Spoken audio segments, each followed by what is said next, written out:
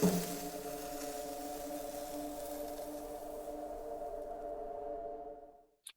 and welcome to the Romance Track here at Continual. I'm your host, Gail Z Martin, and tonight we are talking about paranormal historical romance. So all the spooky, sexy stuff, but in the past. So we're going to have a great time talking about that. But first, let's let our wonderful panelists introduce themselves, starting with Susan. Hi, I'm Susan Griffith. I am the half of the writing team of Clay and Susan Griffith. We've written historical fiction with a very heavy slant on romance with the Vampire Empire series and the Crowning Key series, and soon to be the Monstrance series. Love paranormal romance, read it all the time, and historical makes me just giddy. Anytime I can put it in the past, the better. I married a professor of history, so it just all shows that history is my jam. So there you go. And Rachel. Oh, there's no Rachel here tonight. It's just Ari. I'm sorry. I'm looking at the book. Sorry, Ari. I should know that. I should know not to read the book and look at the title. That's fine. Sorry, Ari. I'm Ari McKay, and with my writing partner, Rachel Langella, we publish a number of books. As Ari, we publish contemporary, action adventure, and historical romance. But as Rachel, we publish our paranormal, Southern Gothic, and historical paranormal romances. Okay, Dawn. I'm Dawn Dehel. I write under DS Dehel, and I'm primarily deal with spicy romance, but I love to write spicy historical paranormal, that's a mouthful, romance as well. Nancy. I'm Nancy Northcott. I write historical fantasy with strong romantic elements for Falstaff Books and without strong romantic elements, but the War King's Honor trilogy does have them. I also write a couple of genres of contemporary romance and science fiction. Cool. Fraser. Hi, I'm Fraser Sherman. I write mostly historical fantasy. A lot of my short stories and my one published novel to date have strong romantic elements, or usually with a happy ending. Not all of them do. I've also written about paranormal romance in books on time travel film and alien visitation movies. Violet.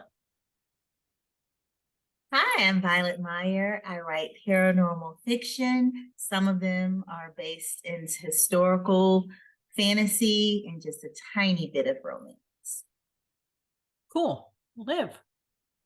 Hi, I'm Liv Rancourt, and I write romance, paranormal, historical, and sometimes both at the same time.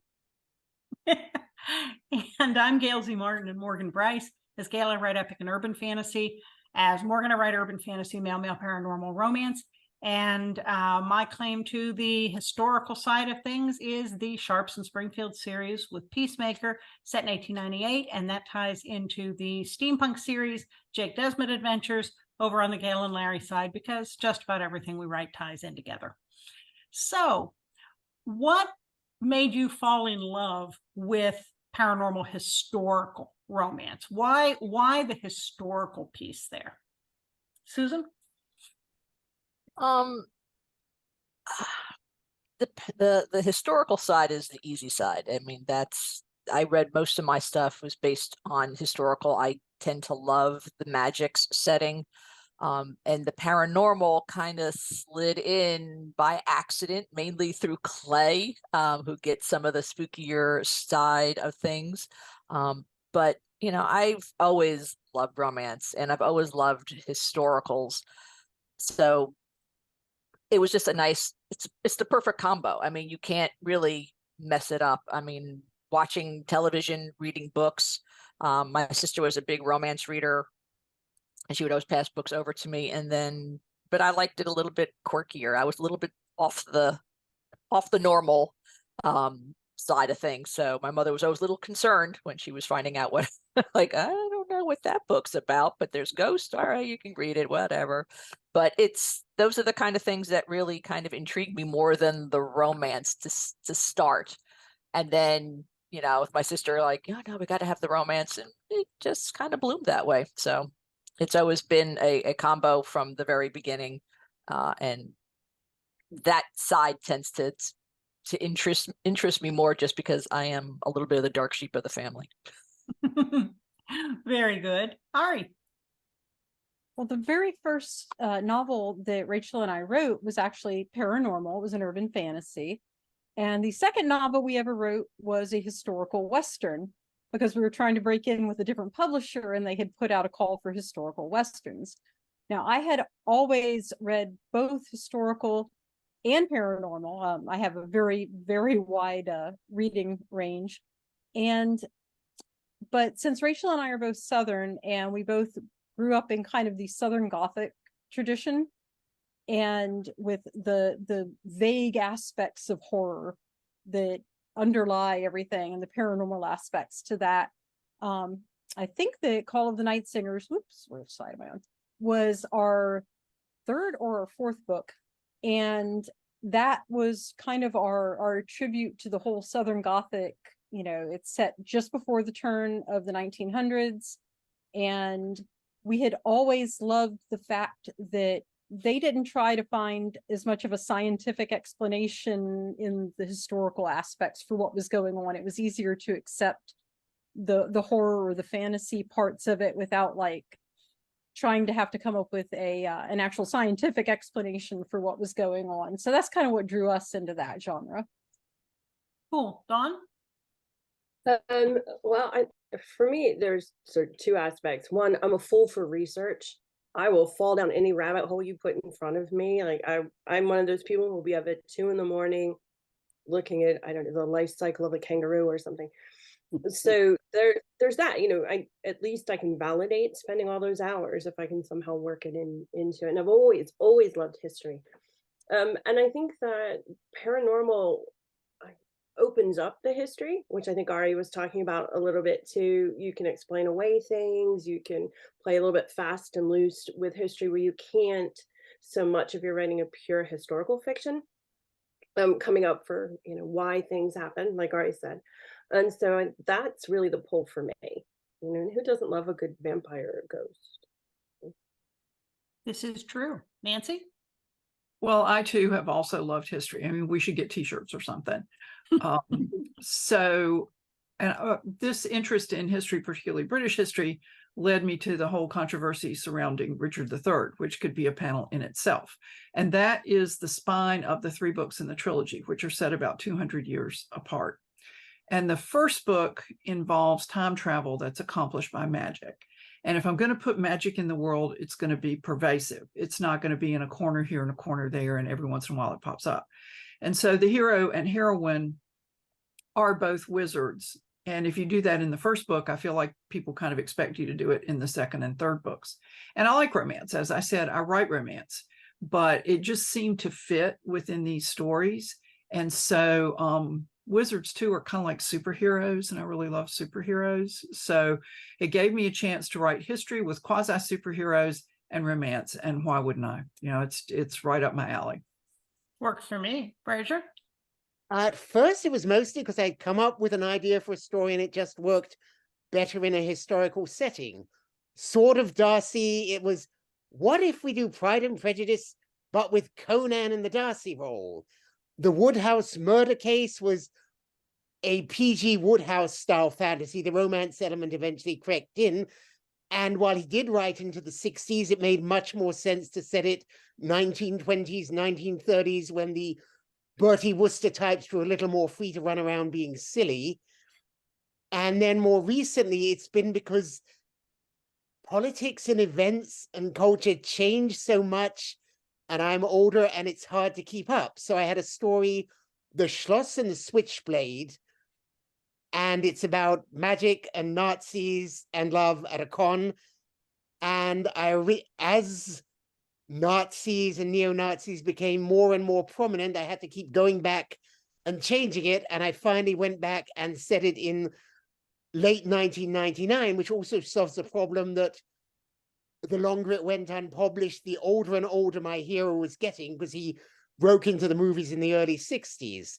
And so it's simply easier to pick a time when the pop culture and the slang and the politics are not going to change. And that works whether it's a romance or not.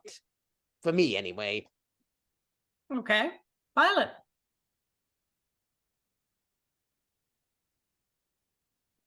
For me, I'm not very heavy into the romance, but I do like romantic elements in the book just to make the character more well-rounded. But I love playing in history because even though we have documentation of things, it's so many holes, and we know history is always told by the winners. So there's so many things that you can fill in and fan out.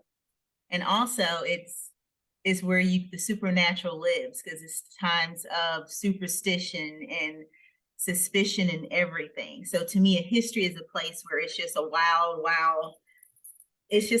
atmosphere that you can do anything in. It's just free to play with. Sounds good. Liv? I think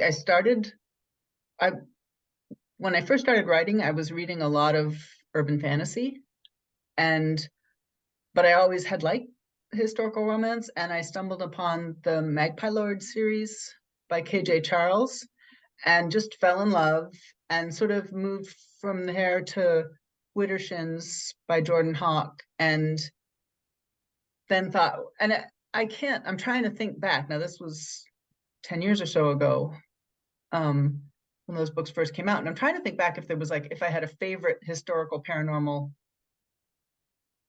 and probably like the sections in Lestat and Interview in a Vampire where they're talking historical them. Anyway, so it's not like it came completely out of the blue, but those things just kind of all mixed together in my head. And I thought, I want to do that. And also, Ari, I got to tell you, I keep looking at your book cover because it's so beautiful. And I thought, so I went to Amazon while I'm sitting here subtly on my phone, right? And to download a copy, and they're like, you already bought this. Oh, good.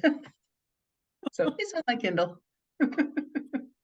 Well, I was a history major in college because I knew I wanted to grow up and write books. It took a while, longer than I expected, but I got there. And the history degree and learning how to research has just been invaluable.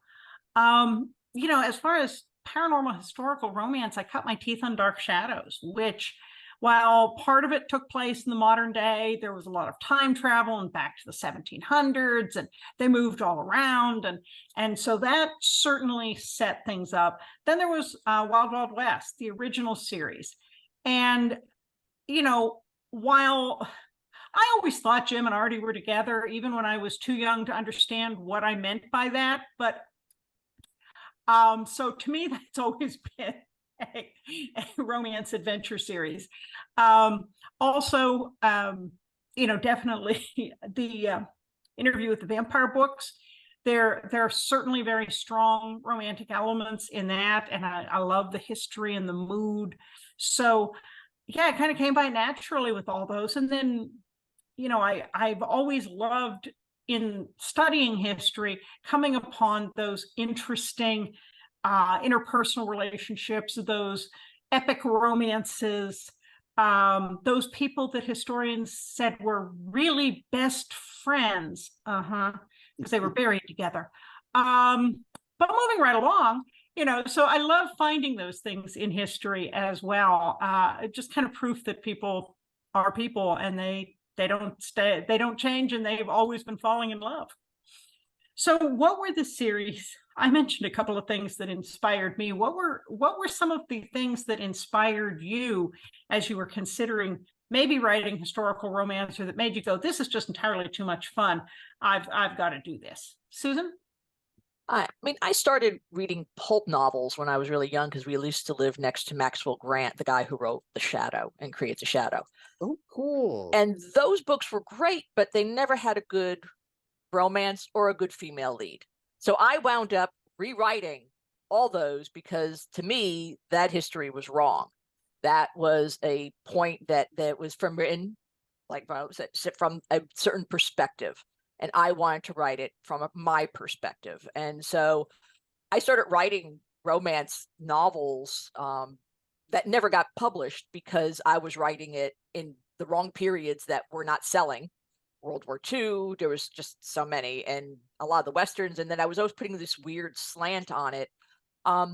So I was always driving that force, but things, I grew up on superheroes too, no different than the others. And to me, the romance between Scott and Jean, the romance between, Reed Richards and Sue Storm, there was so many great romance. And there's a lot of different superheroes that you bounce through different periods, Challengers of the Unknown, all those. And I really just wanted to dive into some more of those more historical stuff. So when we write, we kind of pick our period that we love or that we've come across in our research that just kind of gives a little hint, and then we're gone. But most of that is from television, like Gail was saying. I was a big Wild Wild West fan.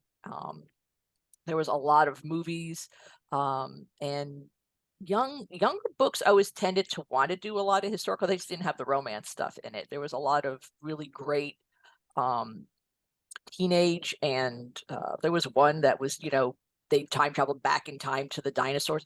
I was all over those kind of things. Anything that was not my period, I was gonna go dive into, because I, like everyone else, lived in a library, reading a book or a thing that would just have one little thing that would set your memory or your vision or your head just buzzing, because it's not the norm. You knew something was missing from that little piece, or you could add something to that piece that was going to make it really fascinating. And a lot of those great shows and a lot of those great books did that. Okay. Ari. Again, another Wild Wild West fan here. I was in love with that show, that and Time Tunnel. But for me, I think more with the historical stuff, I think it started with Shirley Jackson and some of the work that she did, which of course to her was more contemporary, but by the time I was reading it, it was more historical. And that specifically, We Have Always Lived in the Castle, which is one of my all-time very favorite books. And then Tim Powers, God, it must have been like the early 80s. He wrote a book called The Anubis Gates, which was a time travel where they were back in Victorian London, and all of the things that were happening in Victorian London being explained from like Spring Hill Jack and some of the other things that were being explained as supernatural events that were being brought about because of the holes in time and the way people were time traveling back and forth. So a lot of the historical parts of that really, really intrigued me. And then, of course, when Rachel and I started writing historical Westerns, and oh man, there's some stuff that was straight out of Wild Wild West in some of our stuff as far as the influences. But yeah, I think that Tim Powers was a big influence, and Shirley Jackson was a big influence for me. And then, and I forget who wrote there were some World War II books actually that were, whoever wrote South by Java Head. I would actually have to look that up. But there were some historical things from World War II era. Alistair MacLean, that's who it is. Okay. I was thinking Star Followers of Cormorande, because they started in World War II and then got zapped back into a different period in fantasy, but I don't know those. No, but so Alistair MacLean is very, very good with some of the World War II type stuff. But yeah, that was a lot of my influence. Okay, how about you, Dawn? I think the paranormal aspects came first for me. I did a quick Google because I can remember being a teenager and having this entire series of books that came out, and they were called the Twilight series, not the Sparkly Vampire one, because I'm much, much older than that. And each of them were paranormal, and they would deal with different aspects in teens, and that kind of sucked me in. The Dark is Rising sequence by Susan Cooper has the history, has the magic. I mean, absolutely everything. And I think I really read that at a time I was really impressionable. So that's probably the earliest. And then we have a couple of history majors. I was an English major, so I'm hopping in and out of literature at different time periods. And if I love Poe, if I want to write a Poe-esque story, well, it really kind of needs to be set in Poe's time. And so these all kind of come together, I think. And a friend said everything goes in the hopper, and really you put all these elements in, and out comes, the sausage that is, the historical paranormal. And that's where I got started. Okay. Nancy. I got started on historical romance, I think, when I was in second grade, and The Wonderful World of Disney aired what I now realize was an extremely fictionalized account of the romance of Mary Tudor and Charles Brandon. And it was called When Knighthood Was in Flower. And I thought it was the most, I was 7. I thought it was the most romantic thing I had seen. And my grandmother had read a lot of historical fiction. And I was an adult before I realized that these books were actually considered to be the historical romance of their time.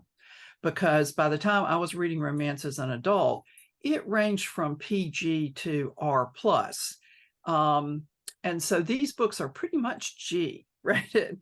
And they are actually considered to be historical romances, and they cover the settlement of the Carolinas from the lost colony up to the adoption of the Constitution. And so there's a romance in every book, but I wasn't reading analytically.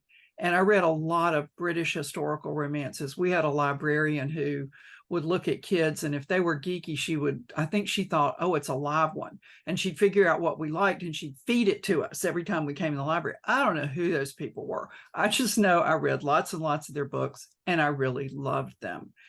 And the magic was just I've always liked magic. The only romantic story I remember reading growing up that had magic in it was the Arthurian legends. And of course, those varying degrees of magic, depending on which kind you read. But I've always liked wizards, and I've always liked that. And I have to say that I sympathize with Susan on the periods, because the Herald of Day is set during the reign of Charles II. And when I was working on it, I went to an RWA conference, and that's the Restoration.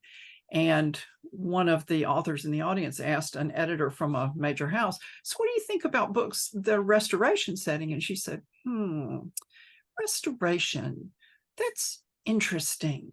Kind of like the way you would say that the smell of dead fish in your kitchen is interesting. And so I thought, yeah, this book is not going to find a home there. But that's a diversion. But I just wanted Susan to know that other people are attracted to periods that are not popular in New York. I know. And it's all about the sale, that they know that they can make the money off of that versus, what people are really interested in and would find an interest in. And I think that's, again, they've changed a lot in the industry, but it was tough in those early days. Okay. Fraser. I think, in response to some of what the others have said, I think Ari in particular, I've read a lot of stuff that was not technically historical, but it was contemporary 1930s, 1940s, old movies from the same period with and without romance. And that makes those old eras kind of interesting. Probably the biggest influence, starting to read Sherlock Holmes when I was 11, because the whole Victorian setting is just so close to where we are, and yet it's so incredibly far. And that just made it fascinating. And from there, just a general interest spread out in history, plus reading history, because people are very strange and there are so many odd things in the past, and it's just fascinating. Okay. Violet. For me, my love of, I guess, historical romance came more out of movies when I was a kid. I was a little kid in the 80s, so I fell in love with movies like Clash of the Titans and Red Sonja and Jason and the Argonauts. So even though they were adventure fantasy stories, it was always a love element because they got into all of this trouble over women. And it inspired me to write because I fell in love with Anne Rice, the Interview with a Vampire series, and her Mayfair Wishes.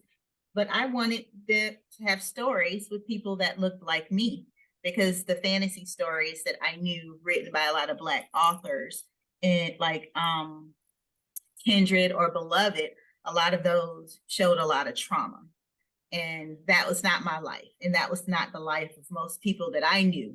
And I said I wanted to write books that reflected the fantastic how I saw it and how I lived, and that showed love and beauty and bravery and nature in Black people.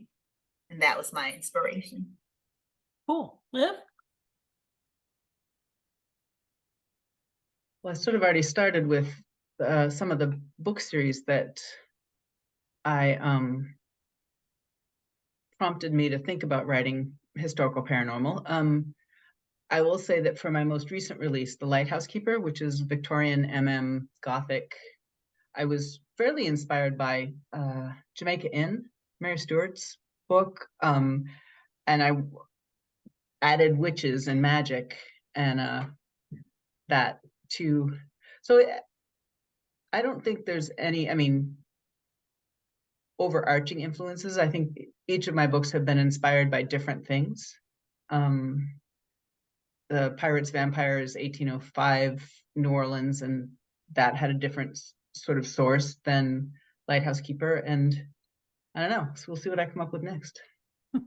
Yeah, I think Gothic gets a low rap, but I think that started a lot of people because it didn't really have the true paranormal, but we always wanted it. Like, I think every Gothic I read, from Jane Eyre all the way up to, some of the ones that Raven mentioned, I love them. And it would really have been great if that paranormal element had been real. I always wanted to go that one step further. Well, when I was a kid, my mother and grandmother read Georgette Heyer, and that was very, very big. And I tried one, and it was like, there aren't any ghosts in this? Why aren't there any ghosts? They're all in castles. This would be so much better if it had ghosts in it. Why doesn't it have any ghosts? But alas, it didn't. Poor Georgette, she left those out. So I got really into the whole Arthurian thing, and I read everything that was in English and a few that were translated because I just couldn't get enough. I'd seen all the movies that I could see. I knew the soundtrack to Camelot by heart, and I was just absolutely in love with the Arthurian stuff. Then Lady Hawk came out, and oh my God, Lady Hawk. That was such a great movie. Much later, when I started looking at writing male romance, like Liv said, it was KJ Charles and Jordan L. Hawk and Liv's Hours of the Night that were tremendous inspirations for me because they just did period and Gothic and spooky so well. So yeah, those were definitely the ones that inspired me. Now, we've mentioned our love of research, but what does research mean to you when you're working on a paranormal historical book? What kinds of things do you research, and what sort of sources do you tap? Susan? Usually first, I'm always going to start with character, but the second would always be, I would think, the period. You sort of got to know where or what period you want to start with. But research can take you, like someone said, down a rabbit hole. So there's a lot of times when you're just reading some generic history element or magic element, and it will have that little sliver of something you're like, some here is missing, or I could add something here, and that twists the whole story. So a lot of it is just when you're just reading something off your natural path, that tends to start the wheel turning or something, and then I will do a pivot and go, okay, I gotta write this down first and maybe continue with this, but my mind is always thinking like that point in history that could have swapped and changed, because we do a lot of alternate history stuff. So we pick that moment in history that we want to play in and then manipulate it to something different. We did that with Crown and Key. It was basically it was like Charlotte Bronte's Avengers. I was like, what if all these people had superpowers in the period of Charlotte Bronte? And that's, those kind of keys. And then I would start researching, and then that research will basically take, different shapes. There was something about an insane asylum over there, and I was like, well, what happens if there was an insane asylum that only had werewolves in it, and that they were trying to hide the. So your brain goes in completely different directions. But to me, a lot of that reading that you're, just generically reading research, if you're just scanning through articles or you're scanning through something, usually for something else, and then that plays back into either a new story or a new element within your books. But research is the key to having that mind generated to something really intriguing. So, Okay. All right. So, like many people, I started as a history major. I didn't end up completing as a history major. I actually ended up as an engineer. But research. I'm one of those strange children who grew up in the 70s reading the encyclopedia. I had an encyclopedia and I read it, the whole entire thing. And so research was absolutely no stranger for me. And though these days I have to admit the internet is fantastic for doing any kind of historical research, and just finding I think probably when I start researching a period, the first thing I do is I'll go to Wikipedia, and then you look down in the source list, and I just kind of will fall down a rabbit hole if I'm not careful. I think that Dawn was talking about the research rabbit hole. And I am well acquainted with that. And oh my goodness, I've fallen down the research rabbit hole on Muslim marital jurisprudence. And that was a couple of months of a saga there when I was researching a book. So yeah, I always start with the internet. Very good. Dawn. I tend to, well, it always starts with character, that character that just sort of appears in your head.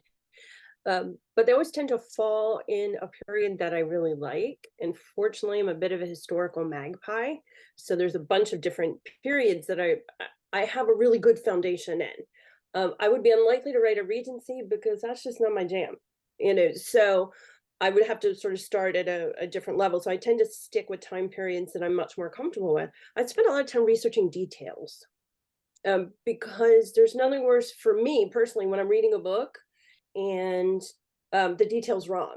Like that just wouldn't have happened in that time. Like, I have walked away from sometimes big authors. It's like, no, they wouldn't have said that. They wouldn't have thought this. They wouldn't have looked at a watch or whatever that detail is. So I spend a lot of time, like yesterday, I was like, whoa, what would have been a big bakery in Chicago in the 1920s? Because I'm working on a paranormal right now. And hitting a lot of, whenever I can, primary source documents, maps, love maps, movies, pictures. And again, the internet is a fantastic research.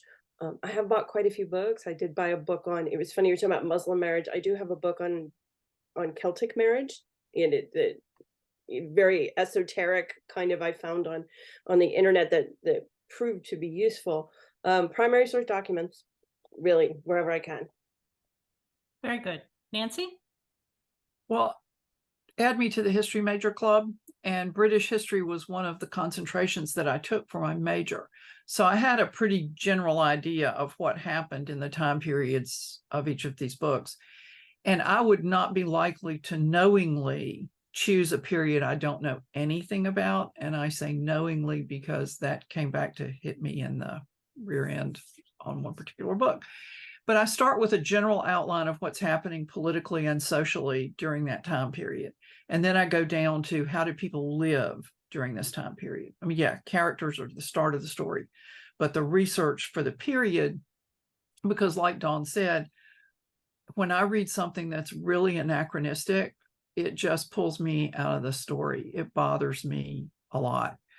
And luckily, most of the periods in British history that interest me, there's a ton of stuff out there. The problem is just sorting through it for the things that you want. Unfortunately, in the series I have coming out for Falstaff, which is not romance oriented, I decided to set it in Paris during the Peace of Amiens, because how hard could that be? really hard. There's a lot about England during that period and less about Scotland and Ireland, but the British Isles in general. The Regency, their reference books up one side and down the other. France during this period, not so much. And so I ended up looking for diaries that had been published, like Dawn was saying, primary source documents. I found one that talked about travel from London to Paris in 1813, which was close enough to my period. I figured it'd probably be pretty much the same. Wikipedia, I don't like to rely on Wikipedia, but it was really very helpful. And I guess when the book comes out, we'll see whether I made a mistake in doing that or not. So just that kind of thing. And then I also look, each of the second two books revolves around an actual historical event. And I try to stay very close to the history of that event and find a place where I can slide my people in and let them do something that's really important, if not determinative, because they're the heroes. And so, you know, when I read a book, I want the hero and heroine to be instrumental in the outcome. So then I do a lot of reading about that particular thing, like the Battle of Waterloo and the German plan to invade Britain. So luckily there's lots of books on all that stuff. Yeah, I will lend a caveat, just because when you're doing primary source material, always keep an eye on who the voice is, because they will be coming from a very specific, whether it's a different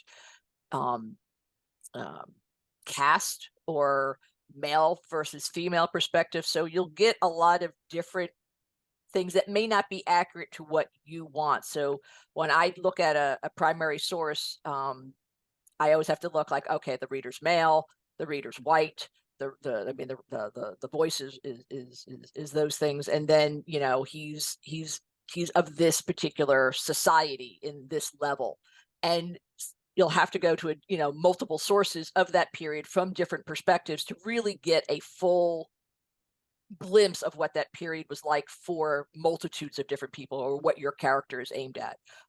So it's really important to just understand who that source is coming from. And then, you can get it for like, they looked at this building and it was, this street.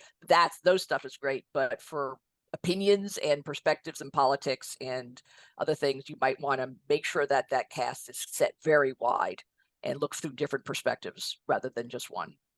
Okay. And Fraser? It's going to vary. A lot of my more recent stuff is mostly set in the 20th century, which, yes, is now historical, heaven help us.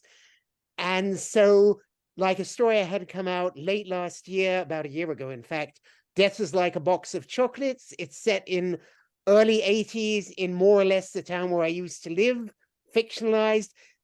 It's very easy to write it without research because there are no major historical details called on. Book I have coming out next year, it's set in 73 in Georgia.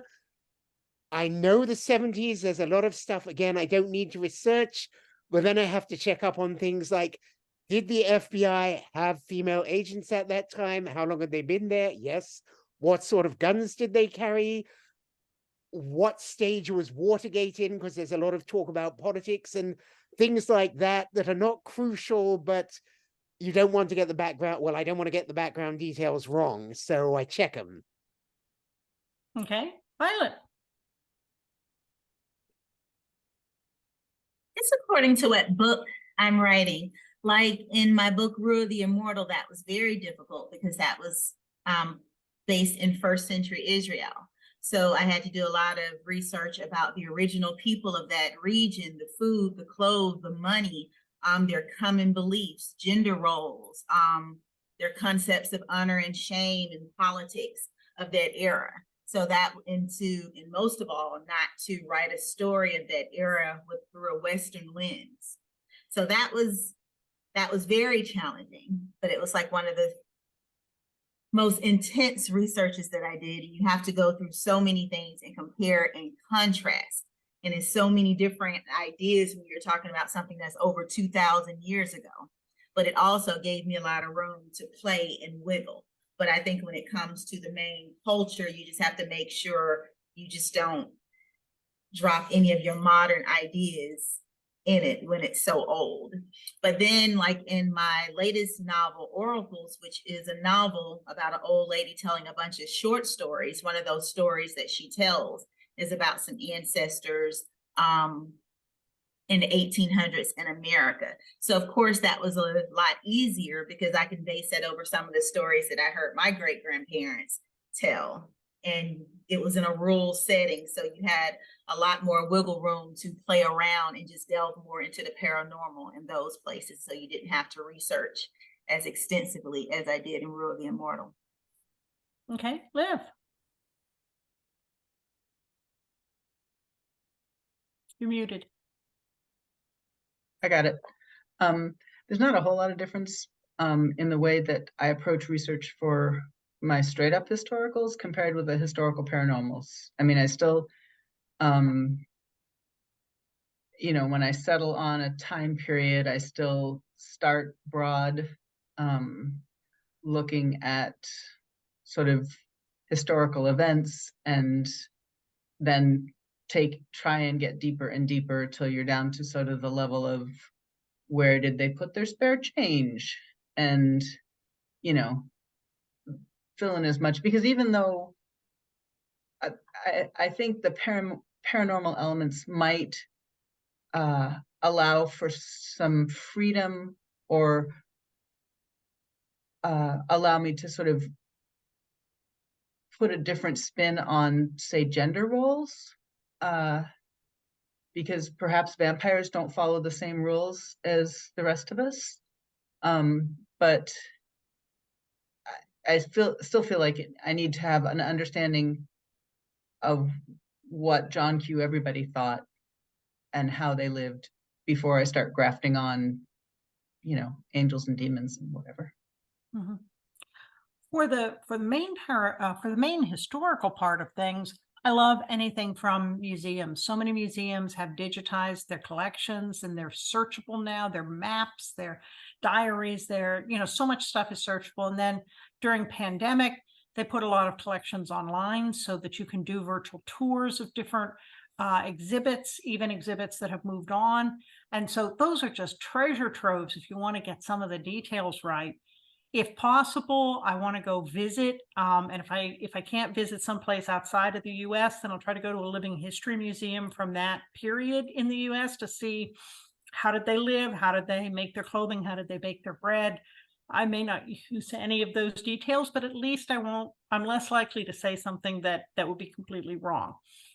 On the paranormal side of things, I try to go to primary sources for whatever paranormal element I'm looking at. So if I'm looking at a type of magical practice, I want to go to the books and websites and blogs for practitioners of that. So whether it's root work or Wudon or witchcraft, Wicca, different elements, I want to go to where the practitioners are talking about their practice and get that straight from the source instead of second and third hand and with other people's ideas glommed on.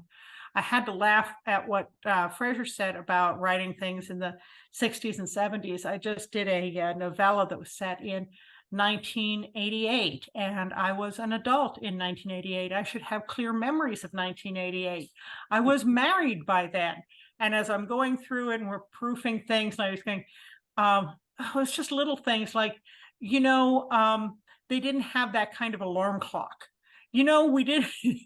And my God, the cell phones, you know, you couldn't do anything on them except call people, maybe. And so it was like, well, no, you couldn't do that. So that it's funny how even periods that you've lived through that are now more decades than we want to think in the past, you have to go back and fact check things because it just all gets very fuzzy. And it's, even if you live through it, it's, you don't necessarily remember it correctly. So that was kind of fun. Well, folks, we have blown through our time. So I want to go through and give everybody a chance to say where we can find you online. And if you have a new, recent, or upcoming book, please tell us about it. Susan? Yeah, you can find us at clayandsusangriffith.com. Plenty of excerpts and links to where you can purchase any of our books. And we're always on Amazon.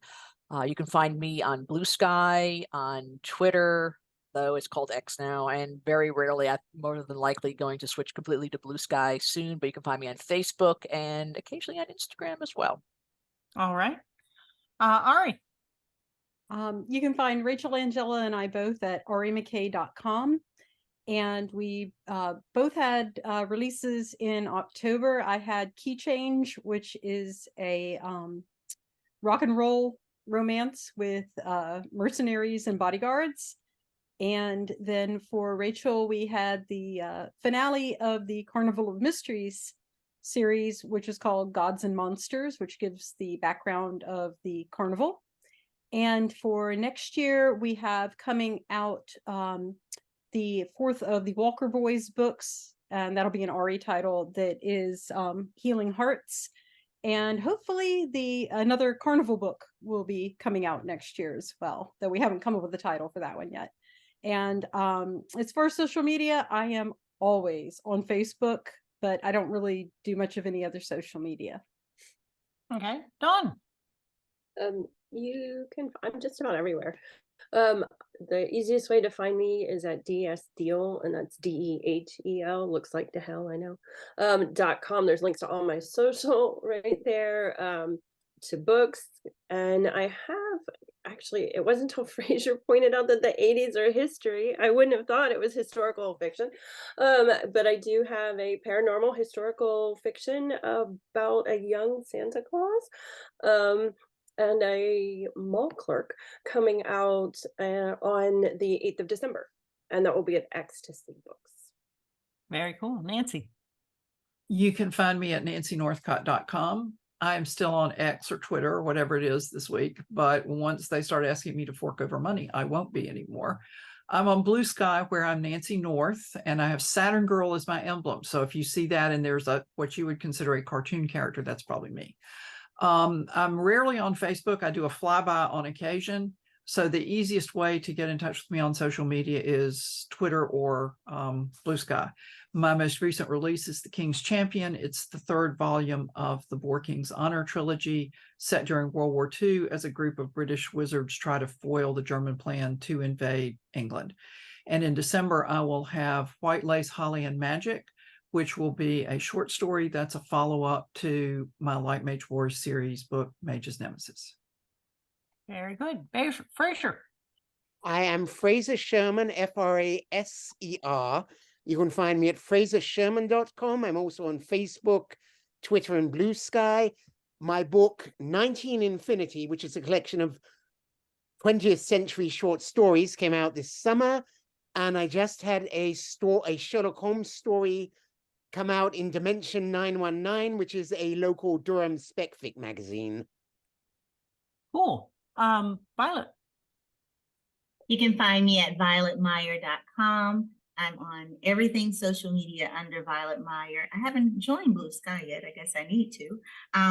But my newest release will be Preternatural Haze, which is a peculiar selection of short stories. But my latest novel that was released is Oracles, and you can find everything on Amazon or violettemeier.com.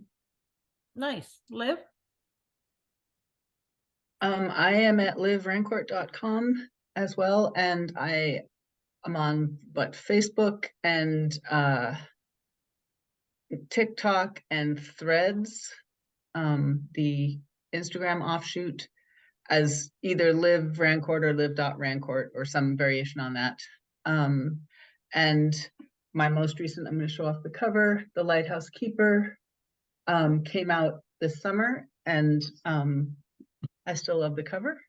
And this last month I had a novella that was part of a free promo, Twist in the Tail promo. So, and it's linked to the Hours of the Night series that I co-write with Irene. It's a creepy doll story with witches and clueless guys and a really creepy doll.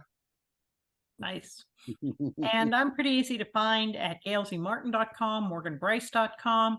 I'm on pretty much all of the social media as one or both of those names. So if you spell them right, you'll find me. most recent book is Spark of Destiny. That's Gail Z. Martin and Larry N. Martin in our Jake Desmond Adventures series. That's steampunk set in 1898. And then coming up very soon is Signs and Wonders, which is the next Witchbane book on the Morgan Brice side of things. Well, folks, thank you so much for being here with us tonight. All the wonderful panelists, and thanks to all of you for watching and listening. There will be more romance coming up here on Continual, so we'll see you online.